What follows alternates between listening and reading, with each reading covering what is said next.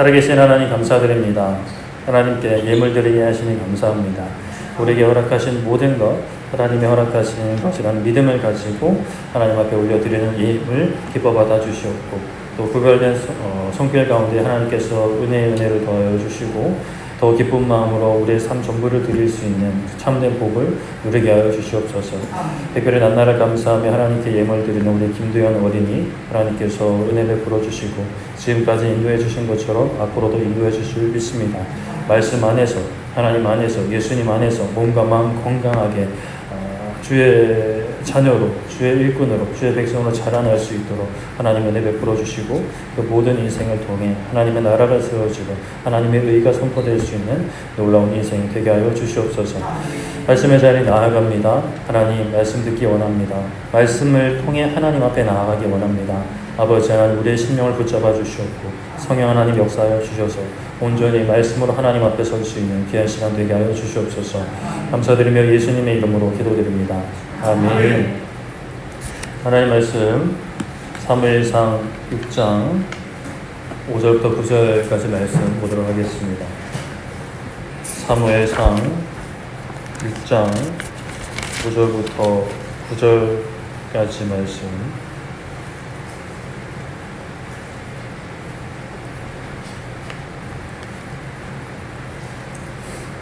사무엘상 6장 5절부터 9절까지 한 절씩 교독하도록 하겠습니다. 그러므로 너희는 너희의 독한 존귀의 형상과 땅을 해롭게 하는 주의 형상을 만들어 이스라엘 신께 영광을 돌리라. 그가 혹 그의 손을 너희와 너희의 신들과 너희 땅에서 가볍게 하실까 하노라.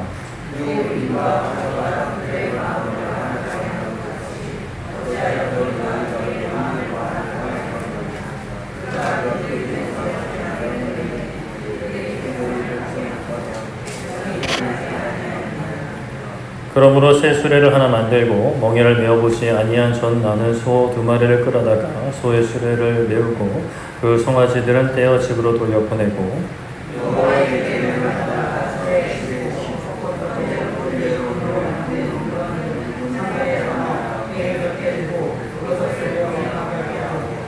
보고 있다가 만일 그가 그 본 지역 길로 올라가서 베세메스로 가면 이 큰 재앙은 그가 우리에게 내린 것이요 그렇지 아니하면 우리를 친 것이 그의 손이 아니요 우연히 당한 것인 줄 알리라 하니라.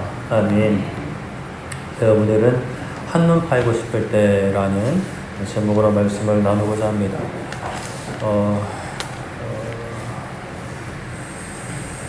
우리 가슴에 손을 얹고 저번주처럼 좀 고백하고 말씀을 나누셨으면 좋겠습니다. 가슴에 손을 얹고 우리 함께 좀 저를 따라해 주셨으면 좋겠습니다. 나는 하나님의 사람입니다. 말씀으로 하나님을 만나기 원합니다. 하나님 앞에 서기 원합니다.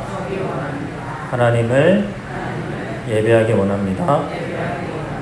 하나님 긍휼히 여겨주시옵소서.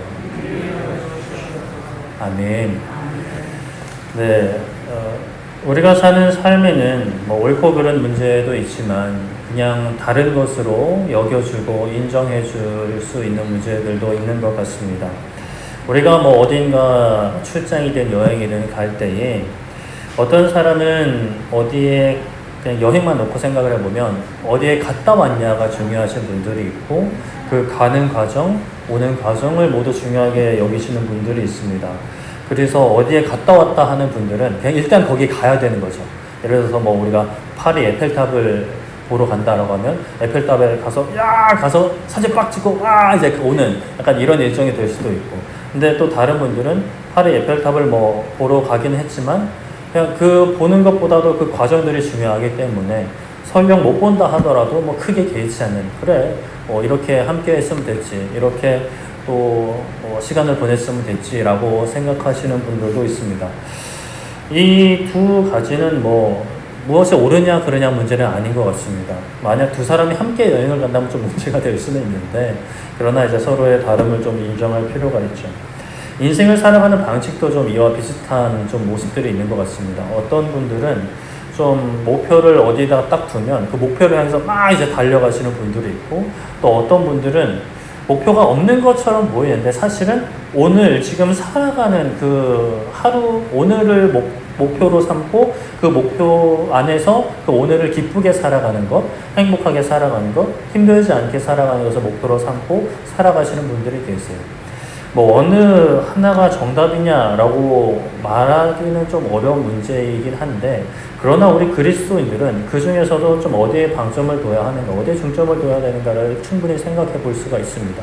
어찌되었건 그리스도인들도 목표가 분명히 있습니다. 그런데 그 목표는 저 멀리 있기도 하고 오늘 우리의 삶 가운데 있기도 하는 거죠.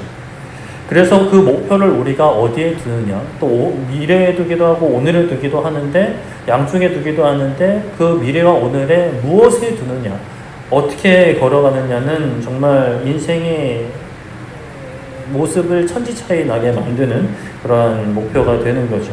우리는 그러한 목표 안에서 어떠한 목표를 가지고 그러한 목표 가운데 어떻게 살아가야 되는가, 그것을 우리가 다시 한번 좀 말씀을 통해 살펴보려고 하는데요. 우리가 저번 주에 하나님의 교회를 승리의 전리품으로 가져온 블레셋 중에 아스도 사람들이 하나님께서 허락하신 그 종기로 괴로워했음을 살펴보았습니다. 그래서 이걸 뭐 어쩔 수 없으니까 가드로 보냈다가 또 에그론으로 보냈다가 했죠. 그래서 결국 이제 다 이제 박살이 나니까 이스라엘로 돌려보내고자 했습니다. 그렇게 당장 독종이라는 재앙에서 벗어나기 위해서 하나님의 교회를 제자리로 옮겨놓고자 하는데, 예수님 시대 때 거라사 지방 사람들도 예수님께서 쫓아내신 귀신으로 인하여 돼지떼가 죽자 예수님이 떠나시기를 구합니다.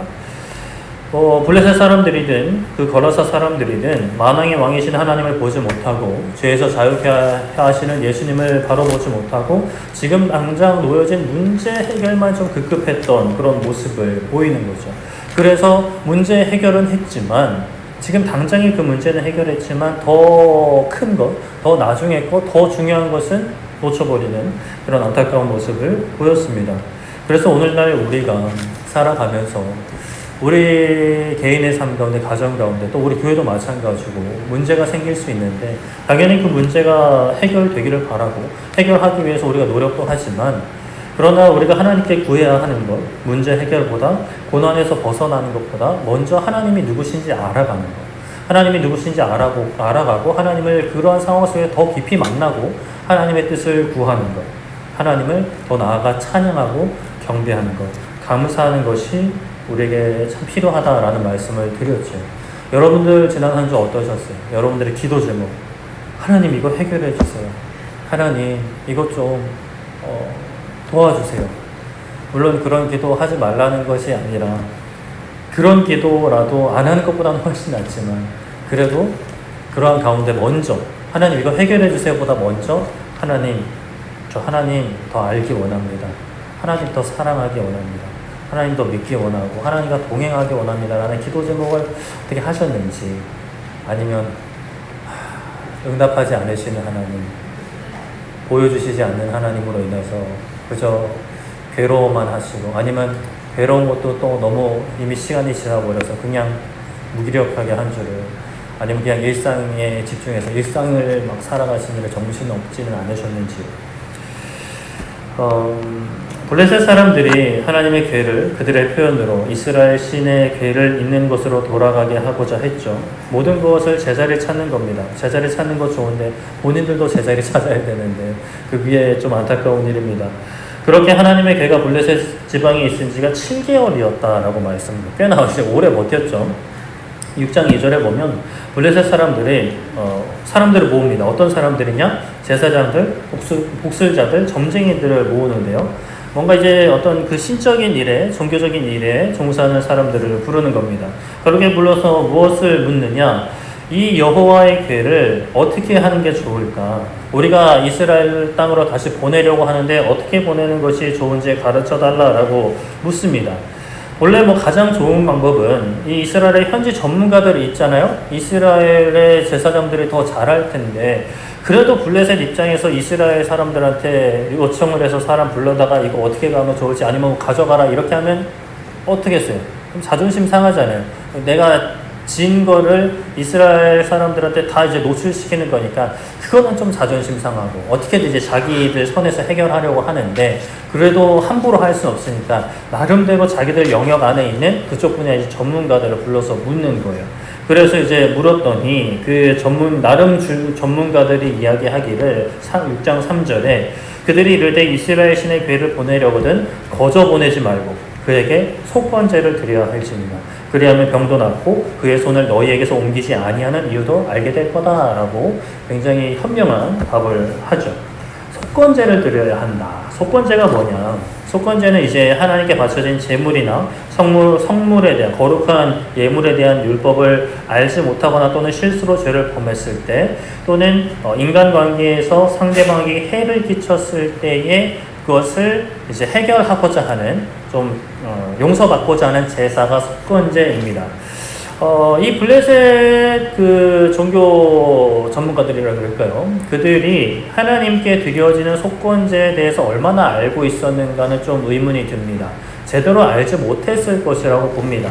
하나님께서 이스라엘 백성들에게 직접 알려주신 속건제의 규례들 그리고 드리는 방법들은 모를 수 있는데 속건제에서 대해서 들었을 수 있고 또는 그들의 어떤 제사법에도 속건제와 같은 이름 그리고 속건제와 비슷한 기능을 하는 제사는 충분히 있을 가능성이 있는 거죠.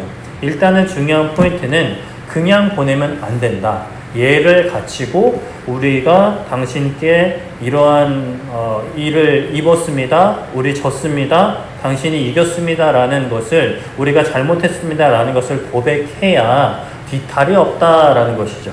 그래서 속건제를 드리고 준비해야 되는 게 금독종 5개, 금지 5마리를 준비하게 하는 거죠. 그러니까 독한 종기로 지금 이제 이스라엘 백성들이 고생했잖아요. 그리고 그 피부병만 고생한 게 아니라 그들의 삶이 이제 초토화됐으니까 그들의 삶을 땅을 해롭게 여기는 것으로 여겨지는 쥐 모양의 그 금 독종을 이제 5개씩 준비하는 거 5개는 이제 5 성읍 블레셋의 그 5 그 방백들 성읍들을 상징을 하고 그래서 5개씩 준비해서 그것으로 이제 이스라엘 신께 예물을 드리고 이제 돌려보내자라는 거예요. 그렇게 이제 항복 선언을 이제 하는데 여기서 또 굉장히 훌륭한 고백을 하는데 6장 6절에 보면 애굽인과 바로가 그들의 마음을 완악하게 한 것 같이 어찌하여 너희가 너희의 마음을 완악하게 하겠느냐. 그가 그들 중에서 재앙을 내린 후에 그들이 백성을 가게 함으로 백성이 떠나지 아니하였느냐라고 하는 거예요. 이 무슨 이야기 하고 있는 거죠? 과거 이제 애굽이 하나님으로부터 10가지 재앙을 겪은 일을 블레셋 점쟁이들 제사장들이 이야기하고 있는 거예요. 그들도 알고 있는 거예요. 하나님이 어떠한 역사를 하셨는지. 참 알고 있었으면 그 이스라엘한테 찝쩍거리면 안 됐는데 이미 한번 이제 박살이 난 상태니까 이들도 이런 이야기가 서로 하게 되고 또 듣게 되는 거죠. 만약에 이 일을 겪기 전이었으면 이 말을 듣지 않았을 것 같아요.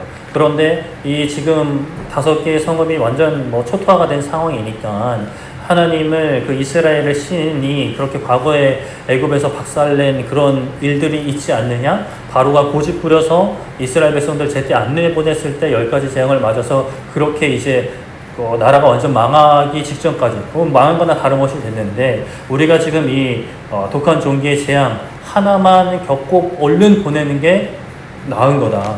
우리가 계속 이거 안고 있으면 10가지 재앙 우리한테도 내릴 수 있다라고 이야기를 하는 거죠. 이게 하나님의 능력을 경험한 사람들이 고백을 하는 거예요. 이게 어떤 교육의 참된 효과라 그럴까요? 자신들이 들은 것을 토대로 하나님 앞에서 어떻게 해야 하는지를 고백을 하는 거죠.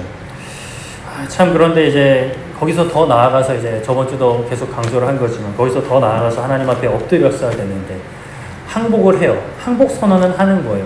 그러나 항복 선언을 하고 다시 돌아가세요. 우리를 좀 내버려 두세요. 이렇게 되는 거죠. 어찌됐건 그래도 하나님의 괴를 이스라엘로 돌려보내기로 하고 방법도 나름 그냥 보내지 않습니다. 7절에 보면 자 우리가 어떻게 해야 되느냐 당신들이 어떻게 해야 되느냐 새 수레를 하나 만들고 멍에를 메어보지 아니한 젖나는 소 2마리를 끌어다가 소의 수레를 메우고 그 송아지들은 떼어 그 어미 소의 새끼들이죠. 송아지들을 떼어 집으로 돌려보내고 이렇게 출발시키자라는 거예요. 그리고 여호와의 궤를 수레에 싣고 속건제로 드리는 금으로 만든 물건까지 담아두고 이제 이스라엘 땅으로 보내자라는 거죠. 그렇게 그런 상황 속에서 소가 이스라엘 땅으로 쭉 가면 이 우리 블레셋 땅에 일어난 모든 일들은 저 이스라엘 신이 한 일이고, 아니면 그게 조금이라도 틀어지면 그냥 우연히 일어난 거다라고 우리가 여기면 된다라고 결론을 내립니다. 이 제사장들이, 점쟁이들이 제시한 이 방법에는 여러 어떤 장치들, 의미들이 담겨 있는데, 일단 세수를 멍에를 매지 않은 소, 그리고 속건제 금조각, 이런 것들은 여호와를 향한, 이스라엘 신을 향한 존중과 높임의 의미가 담겨 있는 거예요. 헌 것을 드리지 않습니다. 새 것을 드리는 거예요. 새 것을 드림으로 당신은 존귀한 존재임을 드러내는 것이죠. 우리가 늘상 그렇잖아요. 뭐 물건을 살 때도 항상 이왕이면 새 거를 사고 싶지, 헌 거를 사고 싶지 않은 마음이 있는 것처럼, 그리고 누가 대접할 때도 뭐 어쩔 수 없는 상황이면 헌 거를 대접할 수 있지만 우리가 새 거를 대접해야 되듯이 그런 마음 하나님께 해야 된다는 거죠. 그리고 이제 중요한 두 가지 테스트 항목을 이제 넣는데요. 첫 번째는 멍에를 매지 않는 소. 이건 뭐 새 것, 순결함을 의미하기도 하지만 그만큼 일을 안 해본 소입니다. 멍에를 매지 않아 본 소인 거죠. 그 소가 사람의 어떠한 이끌림, 사람의 인도, 그리고 사람의 채찍질이 없이 곧바로 똑바로 수레를 끌고 나아간다는 것, 그것은 보통 일이 아닌 겁니다. 기이한 일인 것이죠. 그리고 두 번째는 이것보다 더한 것일 수 있는데, 젖나는 소입니다. 어미소인 거죠. 아직 새끼를 낳고 얼마 되지 않은 소입니다. 그러한 새끼소, 송아지죠. 송아지를 어미소와 따로 떼어놓고 그 어미소에게 멍에를 지어서, 그 수레를 지어서 가게 하는 것이죠. 사람이 끌고 가지 않는데, 채찍질도 하지도 않는데 어미소가 송아지를 떼어놓고 수레를 끌고 곧장 나아가는 것은 일반 자연 세계에서는 보기 어려운, 보기 힘든 굉장히 기이한 일인 것입니다. 이렇게 기이한 일이 이루어지면 하나님의 계를 이스라엘 땅으로 보내고자 하는 우리의 어떤 이러한 시도 가운데 우리가 준비한 기이한 일이 그대로 다 이루어지면 이것은 특별한 하나님의 역사다. 그냥 우리 주위에서 일어나는 어떤 때로는 우연히 아니면 사람의 계획으로 일어나는 일이 아니라 신이 역사하는 것이다 라고 생각을 하는 거죠. 자, 그렇다면 소는 어떻게 행동했는가? 우리 사실 이 말씀 많이 들어보신 분들은 다 아시겠지만 그래도 다시 한번 말씀을 통해 생각을 해보아야 하는데요. 6장 12절에 암소가 베세메스 길로 바로 행하여 대로로 가며 갈 때에 울고 좌우로 치우치지 아니하였고 블레셋 방백들은 베세메스 경계선까지 따라가니라 라고 말씀을 합니다. 어떻게 됐다고요? 대로로 나아갑니다. 울면서 나아갑니다. 소가 울었겠죠. 소 어떻게 울죠?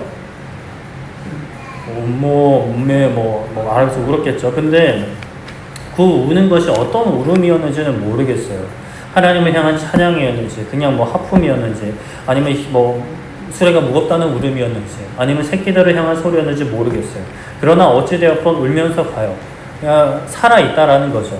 죽지 않은 거예요. 그냥 막 정신이 나간 것처럼 끌려가지 않고 자기가 소리를 낼 수 있다는 것은 그나마 소지만, 동물이지만 그래도 자유의지가 있는 상태인 거죠. 그런데 나아갑니다. 좌우로 치우치지 않았다라고 합니다. 멈추어서 풀을 먹지도 않아요. 그리고 송아지에게로 돌아가지도 않습니다. 블레셋 사람들이 지켜보기는 하지만 말 그대로 거리를 두고 지켜보기만 할 뿐 소를 향해 어떠한 짓을 내리지도 않습니다. 소를 그 수레에 메고 딱 길에 준비하고 이랴 하지도 않아요. 그냥 준비만 해놓고 지켜보고 있는데 소가 가는 거예요. 하나님의 궤를 메고 이스라엘 땅으로 베세메스로 곧장 나아가는 거죠. 오늘날에도 세상에 속한 사람들, 비그리스도인이라고 하는 사람들은 그리스도인들을 바라봅니다. 블레셋 사람들이 이 소를 바라봤던 것처럼 우리를 바라보는 거죠. 교회를 지켜봐요.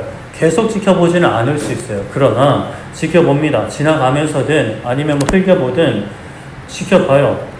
직장에서, 사업장에서, 이웃 가운데, 또 가족들 가운데 그리스도인인 우리를 보고 있죠. 우리의 믿음이, 우리가 믿는 하나님이 실제로 계신지, 실제로 역사하시는지, 우리의 믿음이 진짜인지, 우리의 믿음이 가짜인지 보게 되는 거죠. 그러한 사람들에게 우리는 어떻게 하나님의 실존과 하나님의 역사심을, 우리의 믿음의 어떤 근거, 우리의 믿음의 실체를 드러낼 수 있을까? 하나님을 모르는 사람들, 하나님을 믿지 않는 사람들과 이 자연세계에 많은 사람들이 살아가는 그 모습 그대로 살아갔다가는 하나님이 살아계신다는 것의 그 진짜 의미와 하나님의 실존과 하나님의 역사를 보여줄 수 있을까요? 없을까요? 없겠죠. 그냥 다 똑같구나 라고 생각을 할 겁니다. 블레셋 사람들이 보낸 소가 어느 소처럼 똑같이 행동했다면, 가다가 풀을 먹거나 아니면 앉아서 쉬거나 뭐 그냥 제자리에서 두리번거린다거나 아니면 송아지를 향해 돌아왔다면 어떠했을까? 블레셋 사람들이 그렇게 생각했겠죠. 이스라엘 신의 역사가 아니구나. 이스라엘 신이 우리를 괴롭힌 것이 아니라 그냥 우연히, 그냥 괴를 가져왔을 때 타이밍이 좋게 재수가 없어서 이런 전염병이 발생했구나라고 생각했을 겁니다. 그런데 소가 걸어갔죠. 다른 소들과는 다르게 행동을 했어요. 블레셋 사람들이 생각하는 소의 어떤 기본적인 모습들, 소의 본성들을 거슬러 행동했던 거죠. 우리도 그렇게 다르게 걸어가야 하는 것입니다. 보통의 사람들처럼 살아서는 하나님의 살아계심을 드러낼 수가 없는 것이죠. 하나님의 살아계심을 경험한 사람들, 마음과 생각 안에, 우리 안에 성령 하나님을 모시고 있다면, 하나님을 모시고 있는 사람들은, 하나님과 동행하는 사람들은 하나님을 모르는 사람들과는 또 다른 삶을 살 수밖에 없죠. 어떻게 살아야 하는가? 그 다른 게 뭘까? 소는 하나님의 궤를 메고 나아갔어요. 이전까지는 어떤 멍에든 어떤 술에든 메어보지 않은, 지고 가본 적이 없는, 일해보지 않은 소였어요. 처음 가는 길이었어요. 우리가, 여러분들이 만약에 어디를 처음 가야 된다라고 할 때 어떠세요? 와우, 신난다 라고 하실 수도 있겠지만, 글쎄요, 이 길이 그냥 말 그대로 그냥 길을 찾아가는 게 아니라, 예를 들어서 뭐 고등학교에 가야 된다, 대학교에 가야 된다, 직장에 가야 된다, 아니면 직급이 높아져서 더 많은 일을 감당해야 된다, 아니면 심지어 은퇴를 해서 그 노후의 삶을 살아내야 된다. 그렇게 이제 앞에 주어진 삶이 새로운 삶일 때, 또 새로운 것뿐만이 아니라 내가 좀 감당하기 어려울 것처럼 느껴지고 세상에서는 그렇게 말을 하는 일일 때 우리의 마음 가운데 걱정이 앞서고 두려움이 생길 수 있죠. 특히나 하나님께 순종하는 길, 하나님께서 허락하신 사명을 감당하는 길을 두고 우리는 그런 생각을 할 수 있죠. 내가 할 수 있을까? 내가 다 내려놓고 하나님께만 순종할 수 있을까? 하나님의 나라와 의를 위해서 살 수 있을까? 먼저 하나님의 나라와 의를 구하라고 하는데, 목사님은 맨날 고난 가운데 기뻐하라고 하는데, 주님 한 분만으로 기뻐하고 문제 해결을 먼저 기도할 게 아니라 그 순간에 하나님을 찾으라, 하나님을 찬양해야 한다고 이야기하는데 내가 할 수 있을까? 내가 감당할 수 있을까? 라는 생각이 들 수 있죠. 모세도 그러했어요. 40년 동안 광야에서 양을 치고 살다가 모세 80살에 하나님께서 모세를 찾아오셨고 이스라엘을 애굽으로 인도할 거라고 너 가서 거기서 리더 역할을 하라고 하셨어요.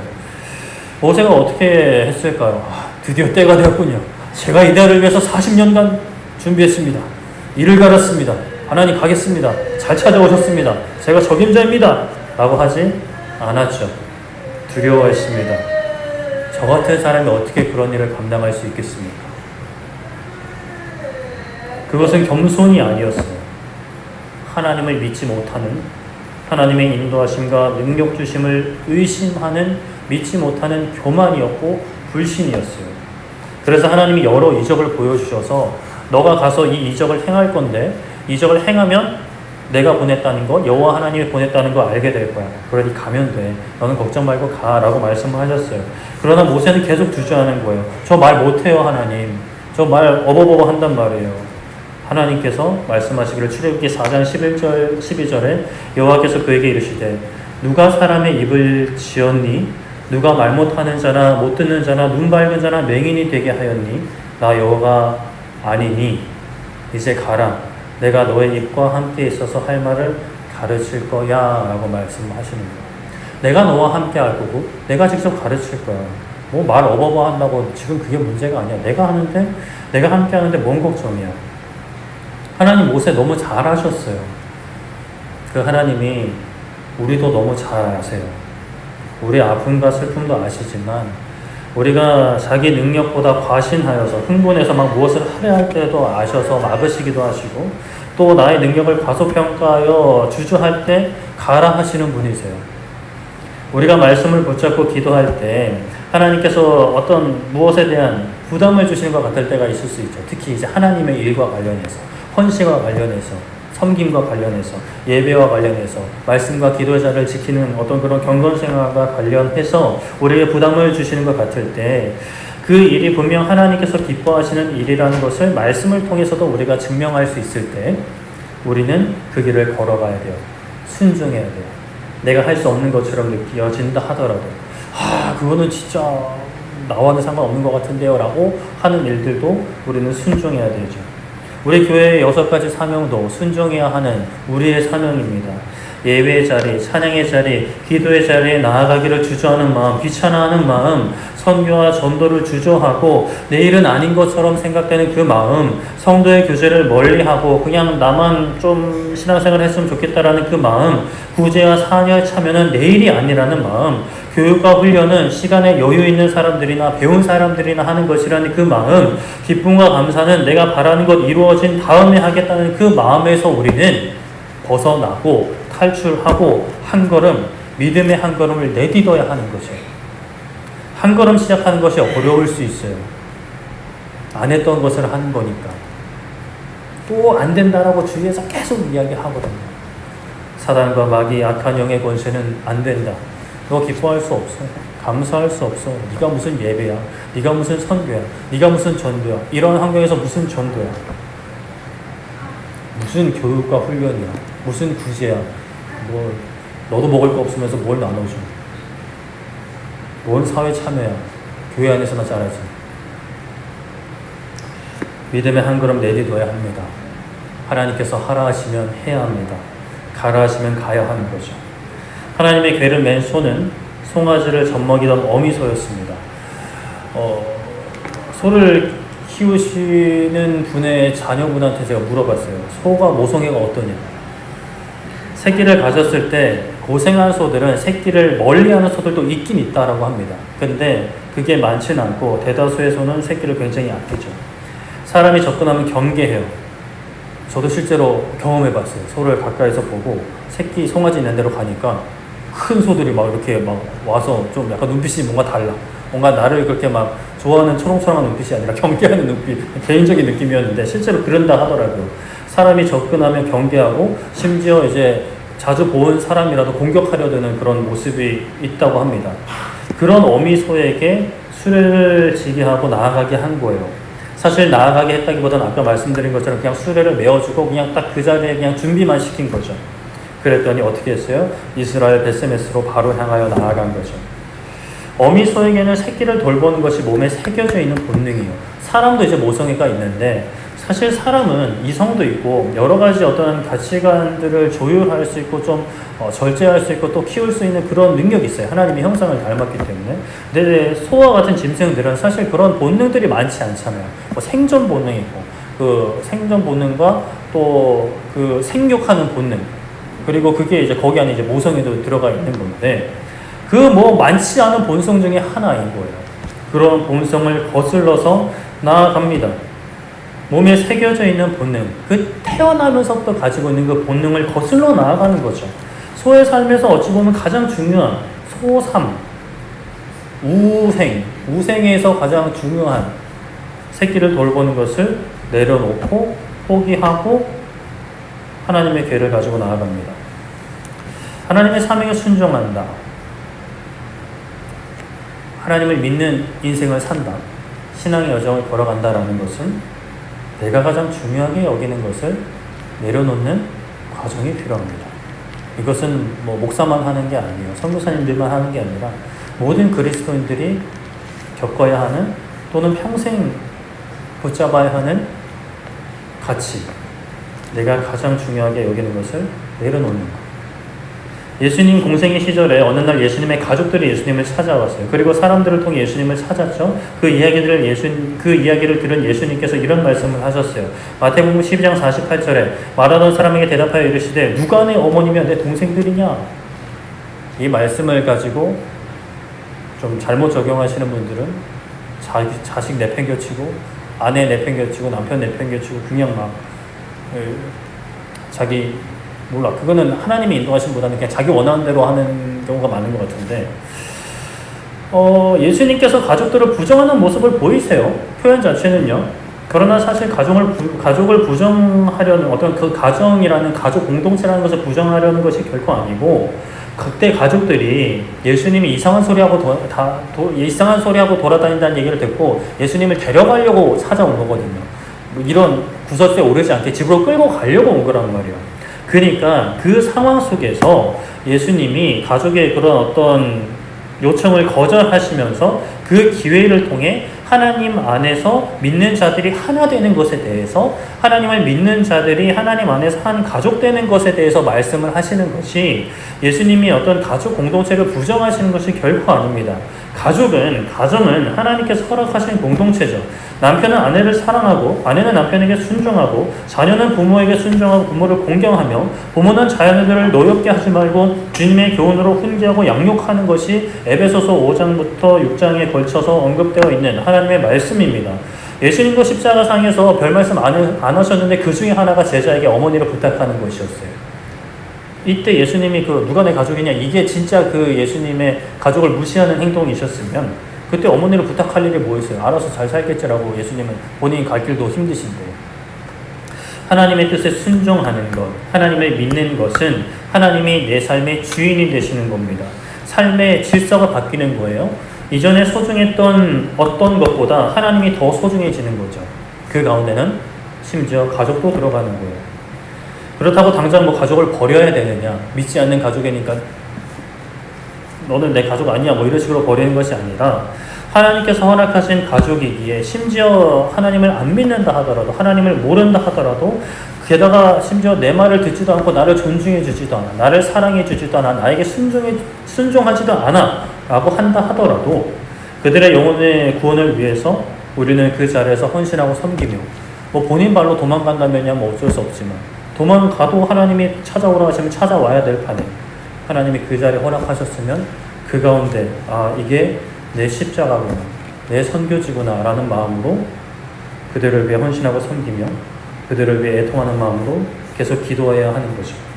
가족을 부정하는 것 예수님께서 그 특정 상황에서 가족을 모른 척 하신 것은 우리가 중요하게 여기는 것들을 더 이상 중요하게 여기지 말라 이전에 살았던 삶의 어떤 체계나 삶의 방식들, 가치관의 질서들을 완전히 바꿔라 라는 말씀이기도 하십니다. 이것은 자기를 부인하는 삶이라고 표현을 할 수가 있는데요. 마태복음 16장 24절에 이 예수님께서 제자들에게 이르시되 누구든지 나를 따라오려거든 자기를 부인하고 자기 십자가를 지고 나를 따를 것이니라 라고 말씀을 하셨어요. 자기 부인 농담 삼아 마이 와이프 이러고 다니긴 했는데 예수님을 따라가는 삶은 자기를 부인하는 삶이에요. 나를 부인하는 게 뭐예요? 저 박승인 아니에요. 이 수준이 아니라 내가 원했던, 내가 바랬던, 내가 중요하게 여겼던 것을 부정하는 거예요. 아니라는 거죠. 내가 하고 싶은 대로 사는 삶은 내가 왕이 되고 내가 주인이 되는 삶이에요. 세상이 하라는 대로 사는 삶은 세상이 주인이고 세상이 왕인 삶인 거죠. 하나님이 내 삶의 주인이고 하나님이 왕인 삶은 하나님의 뜻에 순종하는 삶입니다. 우리는 그러한 하나님의 뜻에 순종하는 삶을 십자가를 지고 가야 하는 거예요. 누구나 다 집니다. 특별한 사람만 지는 게 아니라 특별히 나 하나님께 대단하게 쓰임받고 싶습니다 라고 하는 사람만 지는 게 아니라 모든 그리스도인들이 십자가를 져야 해요. 그렇다면 그 십자가를 누구를 위해 지고 가는가? 예수님께서 누구를 위해 십자가 지셨을까요? 저를 위해서, 저만 위해서, 우리 모두를 위해서, 우리 한 사람 한 사람을 위해서 십자가 지셨어요. 그러면 우리는 누구를 위해서 져야 할까요? 예수님이 자기 자신을 위해서 십자가 지신 게 아니에요. 그렇다면 우리도 십자가를 지는데 우리의 십자가를 지는데 누구를 위해서 지는가? 서로가 서로를 위해 십자가를 져야 합니다. 나를 위해서 지는 거 아닙니다. 내가 복을 더 받으려고 지는 거 아니에요. 내가 더 잘 살려고 십자가 지는 거 아닙니다. 예수님께서 복음 전하라 하셨어요. 하나님을 알지 못하는 이들, 예수님을 알지 못하는 이들을 위해 복음을 전하라 하셨죠. 그게 우리의 십자가입니다. 우리는 예수님 안에서 평안함을 누리며 살아가요. 평안함 누리고 계세요? 누려야 되는데 평안함 누리며 살아가야 합니다. 그러나 그것이 이 땅에서 우리를 부르신 목적의 전부는 아닙니다. 우리 자신만 평안을 누리는 것이 아니라 다른 사람들을 위해서, 지체들을 위해서, 교회를 위해서 십자가를 져야 하는 거죠. 어떻게요? 나를 부인하면서요. 손은 울면서 나아갔어요. 아까도 언급했듯이 그 울음이 어떤 의미인지는 잘 모르겠습니다. 하나님을 향한 기쁨의 찬양일 수도 있고 가보지 못한 길에 대한 두려움일 수도 있죠. 소가 나름대로 생각을 할 수 있다면요. 내가 중요하게 여겼던, 내 인생에 너무나 중요했던 것들을 놓고 가야 하는 슬픔의 울음일 수도 있을 것 같습니다.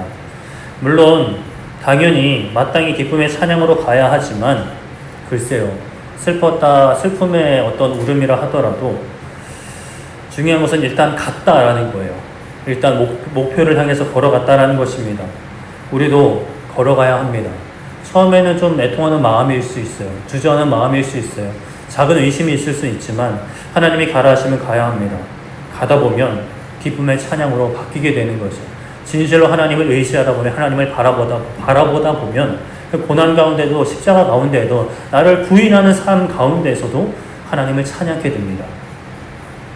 그 찬양하는 삶, 그 십자가 길을 걸어가는 삶의 끝은 어디일까요? 사무엘상 6장 14절에 수레가 베세메스 사람 여호수아의 밭 큰 돌 있는 곳에 이르러 선지라 무리가 수레의 나무를 패고 그 암소들을 번제물로 여호와께 드리고. 어떻게 했다고요? 암소들을 번제물로 드렸답니다. 하나님의 교회를 모셔온 우리 소, 이 귀한 소 너무 귀하다 이러면서 막 목에 꽃황 걸어주고 막 소 먹는 그 염을 막 주고 따스한 외양간에 막 드린 게 아니라 어떻게 했다고요? 목을 쳤어요. 목을 쳐서 닭을 떠서 번제물로 바쳤어요. 우리의 순종의 끝은 어디일까요? 우리의 헌신의 끝은 어디일까요? 어디까지 순종하려 하세요? 어디까지 헌신하려 하세요? 어디까지 사명 감당하려 하세요? 죽는 순간까지, 죽기까지. 우리의 사명은 죽는 날까지 감당하는 것이기도 하고 이 땅에서 나의 자아를 죽이는 데까지 순종해야 합니다. 그 죽기까지 나를 부인하고, 나를 완전히 부인하고 헌신하고 순종하며 사랑하고 용서하는 삶을 살아야 하는 거죠. 요한복음 15장 12절 13절에 내 계명은 곧 내가 너희를 사랑한 것 같이 너희도 사랑하라 하는 이것이라. 사람이 친구를 위하여 자기 목숨을 버리면 이보다 더 큰 사랑이 없나니. 사랑은, 헌신은 어디까지? 죽기까지 하는 것입니다. 사도 바울도 이 가르침을 잘 알았습니다. 빌립보서 2장 17절에 만일 너희 믿음의 재물과 섬김 위에 내가 나를 전제로 드릴지라도 나는 기뻐하고 너희 무리와 함께 기뻐하리니. 전제로 드린다라는 건 뭘까요? 붓는 제사를 전제라고 하는데 무엇을 부을까요? 피를 붓는 거예요. 피를 어떻게 부을까요?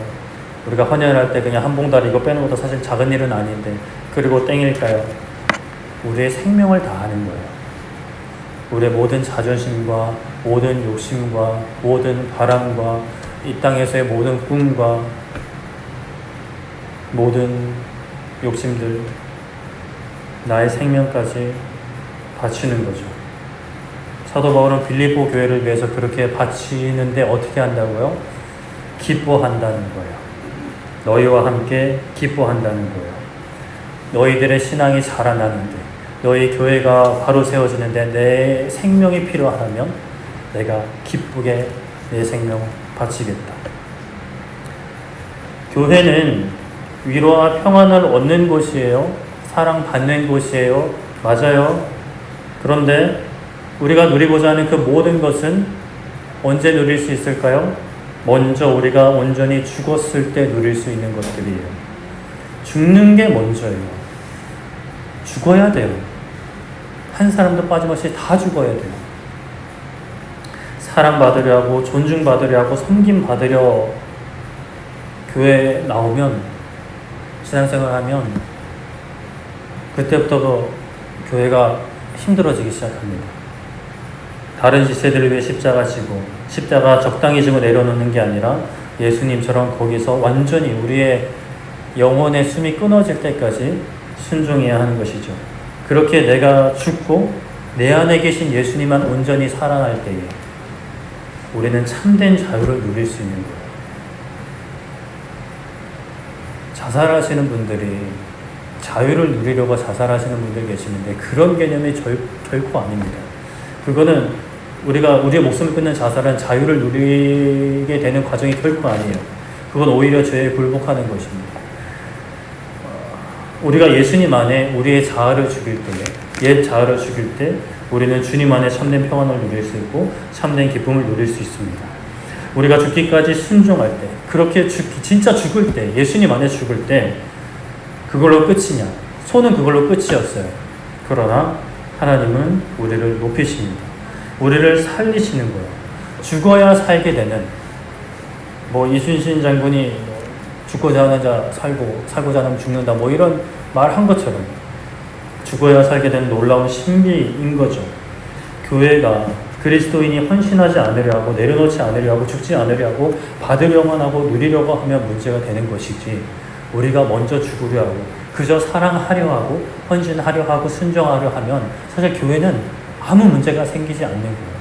근데 저부터도 때로는 죽기보다 나의 뜻을 살리려 하고, 나의 생각을 관철시키려 하고, 내가 대접받으려 하고, 내가 사랑받으려 하면 그때부터 이제 마음에 서운한 마음이 들고, 정죄하게 되고, 미워하는 마음이 생기고, 갈등이 생기게 되는 거죠. 말씀을 슬슬 정리하겠습니다. 얼마 전 올림픽에서 대한민국 선수들이 기대 이상의 결과를 얻었죠. 그들이 딴 메달과 메달을 받는 시상식을 볼 때 여러분들은 어떤 생각을 하시는지 모르겠어요. 저는 요즘은 그런 생각을 잘 안 하는데 과거에는 그런 생각을 해봤던 거예요. 내가 만약 그 자리에 있으면 어떨까? 저 금메달을 따는 그 자리에 또 금메달을 따서 요즘은 예능도 나오고 심지어 뉴스에도 나오고 하잖아요. 그런 어떤 주목이라 그럴까, 인기라 그럴까요, 영광이라 그럴까요? 그런 것을 얻게 되면 난 어떨까라는 생각을 좀 해봤던 적이 있는데 여러분들은 어떻게 해보셨나요? 전혀 왜 안 해봤을까? 아니면 그냥 여러분들이 원하는 거 아무거나 그냥 저걸 얻게 되면 어떨까? 물론 세상에서 사람들이 바라는 것 중에는 노력하지 않고 수고하지 않고 땀 흘리지 않고 얻는 것들이 있긴 합니다. 그런데 진짜 그런 올림픽 메달 같은 경우는 다큐멘터리 같은 거 보면 정말 절레절레 고개를 흔들 만큼 많은 훈련의 시간, 인고의 시간, 그런 인내의 시간이 있었기 때문에 다 그런다고 또 메달 따는 것도 아니고 그런 시간이 있었기 때문에 그런 어떤 결과를 마주하게 됐음을 우리는 볼 수가 있는데요. 하나님께서는 우리에게 값없는 사랑을 베푸셨어요. 우리가 무엇을 지불하지 않았는데 예수님께서 대신 그 값을 지불하게 하셨고 우리는 예수님을 통해 영원한 구원을 얻게 되었습니다. 믿으십니까? 너무 대답이 시원찮은 것 같은데 믿으세요? 믿으셔야 되는데 이거 안 믿고 신앙생활하면 신앙생활이 진짜 힘들 텐데 이게 복음이에요. 영원한 구원을 주신 게 복음입니다. 복된 소식인 거예요. 그런데 그 복음은 이 복음의 혜택은 복음의 기쁨은 복음의 평안을 복음을 영접한 자들 참여한 자들만 누릴 수 있는 거예요. 우리는 어때요? 여러분들은 어떠세요? 복음에 참여하셨어요? 아니면 복음을 구경하고 계세요? 심지어 이 자리에 계심에도 불구하고 복음을 구경할 수 있어요. 목사가 돼서도 구경할 수 있어요. 우리는 복음에 참여하는 자들이 되어야 돼요. 십자가를 지고 걸어가야 되지 십자가를 구경해서는 안 됩니다. 말씀을 진짜 정리할게요. 자, 블레셋 사람들은 소를 준비했어요. 하나님의 궤도 돌려보내면서 이 역사가 하나님의 역사인지 하나님의 살아계신 건지 보고자 했습니다. 멍에를 매지 않은 소, 새끼를 둔 암소, 그것도 한 마리가 아니라 한 마리면 요상한 한 마리 있을 수 있는데 두 마리 준비한 거예요. 두 마리 준비했어요. 그리고 지켜보았습니다. 세상도 우리를 지켜보고 있습니다. 우리의 가족들, 믿는 가족들, 우리 자녀들, 여러분들 지켜보고 있어요. 직장 동료가 지켜보고 있습니다. 예수님 믿었어? 이러면 안 되는데. 알고 있다면 지켜보고 있어요. 믿지 않는 사람들과 똑같이 살아서는 그들에게 보여줄 게 없어요. 아유, 뭐 믿어도 똑같네. 교회 갈 필요 뭐 있어. 손은 울면서 곧장 걸어갔어요. 좌로나 우로나 치우치지 않았어요. 풀 뜯어먹지 않았어요. 자빠져 자지 않았어요. 새끼들에게 돌아가지 않았어요. 그리고 그 길 끝에서 어떻게 됐어요? 와, 환영하는 사람들한테 목이 잘렸어요. 제물로 바쳐졌습니다. 우리가 이 소처럼 살았으면 좋겠습니다. 소처럼 우리에게 주어진 십자가를 지고 걸어갔으면 좋겠어요. 그 길 걸어가면서 우리 목 빳빳이 들고 걸어가는 게 아니라, 때로는 그 울음소리가 기쁨인지 슬픔인지 알다가도 모를 어떤 찬양으로 하나님께 나아갈 수도 있겠지만, 그 길 끝에 우리의 죽음이 기다리고 있을 수 있지만, 손해가 기다릴 수 있지만, 자기 희생이 기다릴 수 있지만, 조롱과 핍박과 멸시가 기다릴 수 있지만, 그래도 걸어가는 거죠. 하나님께서 내 등에 계시니까, 나와 함께 계시니까, 내 안에 계시니까 걸어가야 합니다. 헌신해야 합니다. 순종해야 합니다.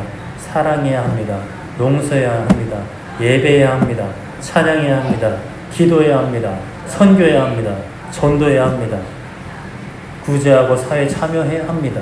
성도의 교제해야 합니다. 교육과 훈련해야 합니다. 기뻐하고 감사해야 합니다. 그 길 함께 가라고 우리 불러주셨잖아요. 저를 위해서도 기도해 주시고, 저도 우리 교회를 위해서, 성도님들 한 사람 한 사람 위해서 기도하고 있습니다. 제가 기도한다고 하나님이 다 들어주시는 건 아닐 수 있지만, 우리의 기도, 예수님의 이름으로 기도할 때 예수님의 이름을 보고 들어주시죠. 하나 되어서 함께 죽는 그날까지 주님께서 기뻐하시는 그 길 걸어가기를 소망하고 축복합니다. 우리 함께 찬양하고 기도했으면 좋겠는데요. 우리 복음성가 92번입니다. 다시 복음 앞에 라는 찬양인데요. 나오고 싶으면 여기 서도 돼. 나랑 같이 찬양할 겁니다.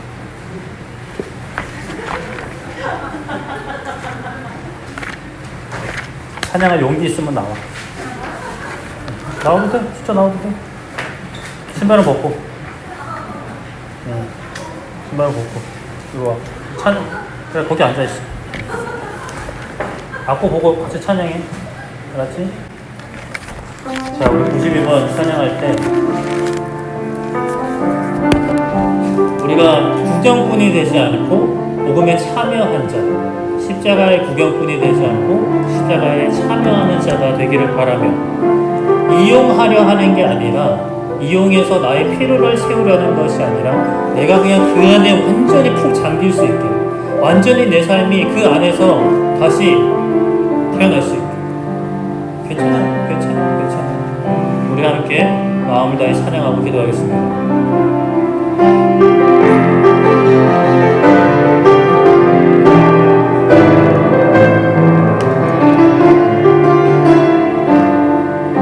많은 일을 말하고, 많은 일을 말하고, 많은 일을 오늘은 하지만 정작 가지 않는 길, 두려운 생각보다 많이 힘들고 험한 길보다 그저 말로만 가려기에 점점 멀어져만 가네. 내게 생명 주었던 그 길 점점 이용하려 하네. 내게 사랑 주었던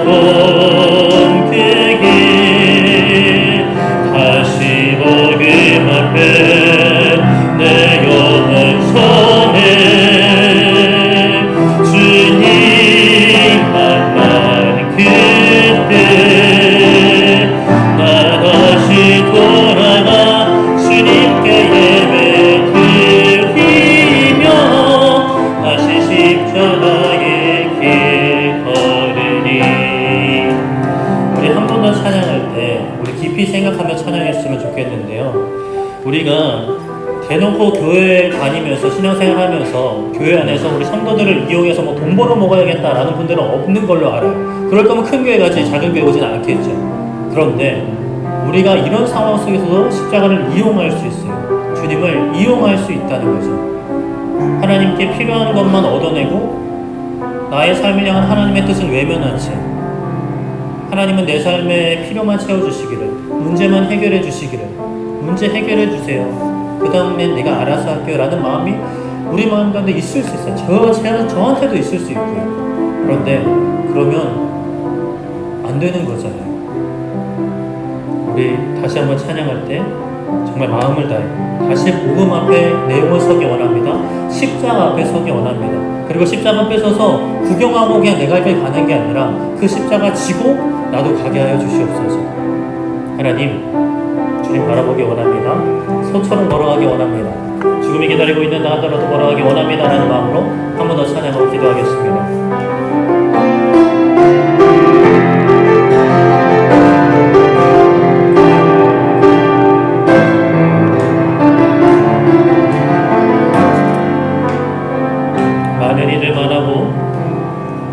많은 이들만 하고 많은 이들 노래는 하지만 정작 가지 않는 길 두려운 생각보다 많이 힘들고 험한 피곤한 그저 말로만 가려기에 점점 멀어져만 가네. 내게 생명 주었던 그 길 점점 비어가려 하네. 내게 사랑 주었던 그 길 다시 복음 앞에 내가 원서해. 주님 만난 그때 나 다시 돌아가 주님께 예배 드리며 다시 십자가의 길 걷. 다시 복음 앞에 다시 복음 앞에 내 영혼 서네. 주님 만난 그때 나 다시 돌아가 주님께 예배 드리며 다시 십자가의 길 걸으리. 아멘. 이제 우리 기도할 때 하나님 다시 십자가 지고 걸어가기 원합니다. 힘들고 어려워서 내려놓았던 것들이 있다면, 잠시 쉬고 싶어서 내려놓았던 것들이 있다면, 지난날 내가 사랑했던 것들이 생각나서 다시 그것 찾아가느라 십자가 잠깐 내려놓았다면 하나님 다시 지고 가기 원합니다. 죽는 그날까지 지고 가기 원합니다. 내 자아가 죽기까지, 예수님만 사는 그날까지 걸어가기 원합니다라고 우리 주여 모시고 기도하도록 하겠습니다. 주여!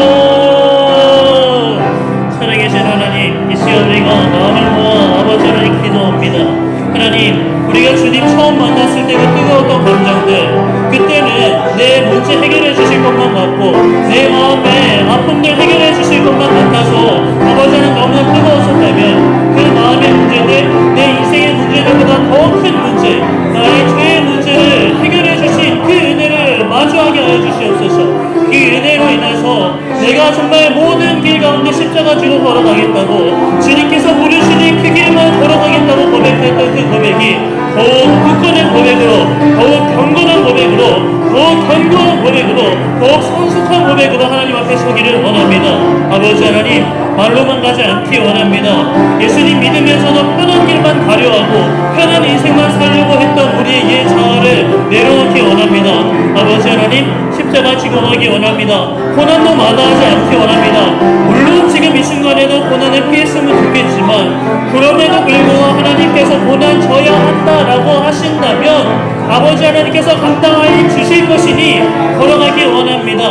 다 걸어가지 못한다 하더라도 하나님께서 주시는 힘대로 걸어가기 원합니다. 주저앉아 그 자리에 아버지 하나님 아무도 모르게 죽는다 하더라도 하나님께서 하나심을 하기 원합니다. 하나님 핑계대지 않기 원합니다. 변명하지 않기 원합니다. 하나님 걸어가게 하여 주시옵소서. 내게 생명 주셨던 그 길을 걸어가기 원합니다. 이미 내 삶의 주인 하나님이시니까 하나님이 하라 하시면 하는 그런 순종의 길을 걷게 하여 주시옵소서. 내 삶의 주인, 내 삶의 주인, 내 삶의 주님이신 주님의 뜻에 순종하는 우리의 삶이 되기 원합니다. 복음 앞에 우리의 영혼이 서게 하여 주시옵소서. 주님 만났던 그때보다 더욱 뜨거운 열정으로, 더욱 성숙한 믿음으로, 더욱 견고한 믿음으로 하나님 앞에 서게 하여 주시옵소서. 아버지 하나님 은혜 베풀어 주시기 원합니다.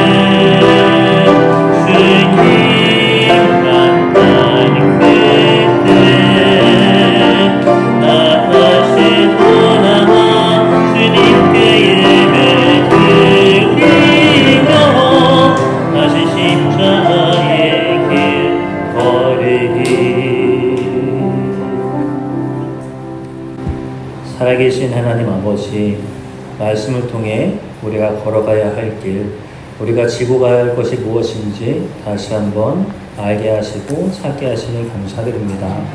하나님, 우리가 예수님을 믿는다고 하면서 예수님의 능력으로 살아간다고 하면서 예수님의 부활의 능력보다 나를 죄와 사망의 권세에서 구원해 주신 것보다 지금 당장 주시지 않은 은과 금, 지금 당장 해결해 주시지 않은 나의 문제, 나의 건강으로 인하여 괴로워하고 힘들어했던 모든 순간들 다시 십자가 앞에 서기 원합니다. 십자가 앞에 서서 너무 좋지, 예수님 대단하시지라고 돌아서서 그냥 이전과 같은 삶으로 돌아가는 것이 아니라 그 십자가 나도 지고 걸어가게 하여 주시옵소서. 예수님 안에 거하기 원합니다. 예수님이 주신 능력 따라 행하기 원합니다. 예수님을 이용하는 삶이 되지 않게 하여 주시고 내 생명 주었던 그 길 나도 걷게 하여 주시옵소서. 예수님께서 우리에게 생명 주시기 위해 걸어가셨던 것처럼 우리도 다른 지체들에게, 다른 사람들에게, 아직 하나님을 알지 못하는 사람들에게 생명 주기 위해서 자기 부인의 삶을 자기 십자가 지고 걸어가는 삶이 되게 하여 주시옵소서. 주님을 뜨겁게 만났던 그때는 나의 문제 해결해 주실 것 같아서 너무나 뜨겁고 좋았는데 그것보다 더 큰 문제 해결해 주신 하나님으로 말미암아, 예수님으로 말미암아 정말 죽기까지 십자가의 길 걸어가는 우리의 인생들 되게 하여 주시옵소서. 감사드리며 예수님의 이름으로 기도드립니다. 아멘.